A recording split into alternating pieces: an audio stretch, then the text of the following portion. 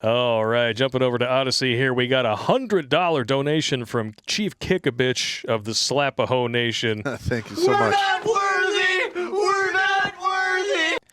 My oldest friend, Chief Slap-a-Bitch of the Kick-a-Ho Nation, the one who came up with our monikers back in 2015, has died. Oh. We met 58 years ago during the summer before we started kindergarten. Kick-a-Bitch and Slap-a-Bitch, the Curbaho brothers.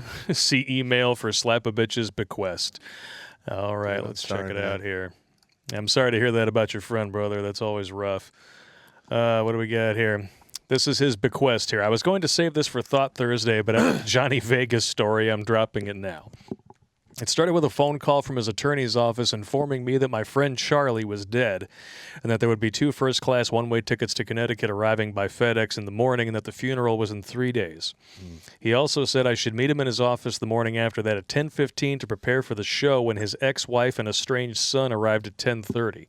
After the funeral, I went to the nursing home where he was in hospice for the past couple of weeks to pick up his personal effects along with a package with a filled-in address that he asked me to send via UPS. There was also a note in Charlie's handwriting telling me that it was important enough to drop it off at UPS on the day his lawyer/executor read the will before going to his office. Thought it was strange, but I did it as he requested. Yeah. His older sister had died a few years earlier, and he had no other relatives, so I was his sole heir. I wept. His ex-wife, to whom the years had not been kind, and son, neither of whom were at the funeral, were on time to collect their expected inheritance, and they would soon come to regret it. Neither has any sense. A child who was ignored his father for 21 years after he became an adult and a wife who was divorced for infidelity after a 5-year marriage should not have expected any inheritance. Amen to that. Amen, yeah. When I was briefed on my role in the little drama that was about to unfold and my phone was set up to capture the whole affair, they were shown in. Karma was about to come a-calling. Yeah! That's what I like. Get my drink ready for this one. I love some good payback. Yeah. They were both expecting something other than they were about to get. I'm sure the round-trip tickets they were each sent gave them that idea.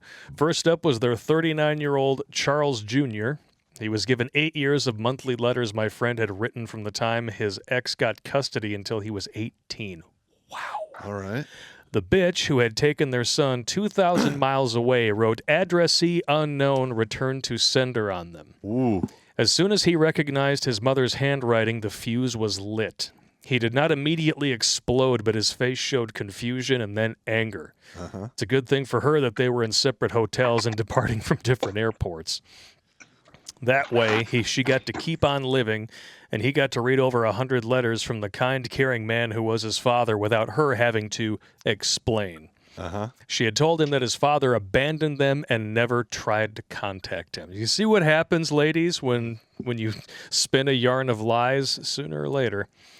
After those 2 treasures were argued for a few minutes, the attorney restored order to his office. The kid's growing rage was beautiful to watch, kind of like a gathering storm. He was red-faced and shaking. Oh, yeah. The next thing he did was hand me an envelope containing a couple life insurance policies that named me as beneficiary, one of which was purchased with the proceeds from the sale of his business, home, and other assets, and a handwritten letter. An insurance payout cannot be challenged in probate court and is tax-free. I was told that I would receive title to the motorhome he toured around in for the healthiest 4 of the last 6 months of his life when probate signed off on it in a couple of days.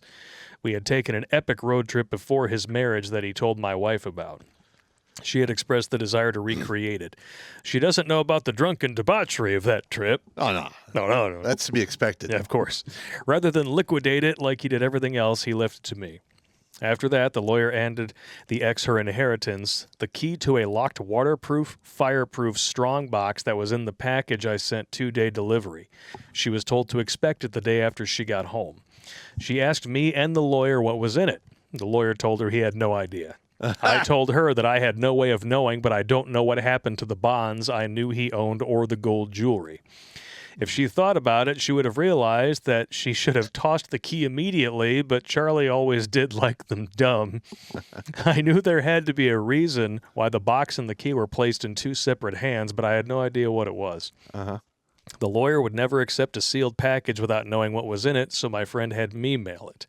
I later found out that the lawyer held the keys, so I would have the alibi of never having had it in my possession if it ever came to light that I mailed it. I found out what was in the box when I read his letter a few days later. I had turned Charlie on to Pop back in 2015. We used to watch Live from the Lair and other Pop content together when he and I would vacation in other places. Among his favorite episodes are A Pringles Can Full of Shit, and I do believe he did you one better, Pop. I wonder how full that strong box was. Oh, yeah! And if it was full, how long it took to fill. Oh! It had a capacity of 0.17 cubic feet. My wife and I will reach Yellowstone tomorrow morning, and after a couple days there, it's on to Sequoia, Yosemite, the Utah Desert, Grand Canyon, Meteor Crater, and Carlsbad Caverns. When I get home, I'm going to spend some time trying to figure out where to scatter his ashes. I originally thought to illegally drop a cup here and there at various national monuments, but a duty of such gravity requires serious contemplation and should not be made while grieving. That's absolutely correct. It may take another road trip to do the job right. Oh, or you can do what I'm going to do with my ashes. They put them in a boat and set it on fire, so I have my Viking funeral. There you go. We could do that. Yeah. I received calls from the son asking if we could meet privately, and I refused. I told him he could call me in a month or so, and maybe I would talk to him, but after what he did to my friend, I might not talk to him. Nice. 2 days later, I got a call from the lawyer.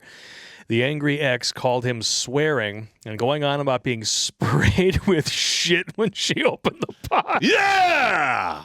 I like it. He never told her he saw the box. He told her he never saw the box and reminded her that he had no idea what was in it, which is why he refused to handle it. All he had was the key, and that's the only thing the will mentioned. At this time, I should mention that Charlie was a master mechanic and a tinkerer par excellence who always triple tested his work. Wow. Yes! Watch Grunt Speak live every Tuesday and Thursday at 8 p.m. Eastern. And if you'd like to join Pop for Supporters Sundays, consider making a donation on Locals, Patreon, or Subscribe Star.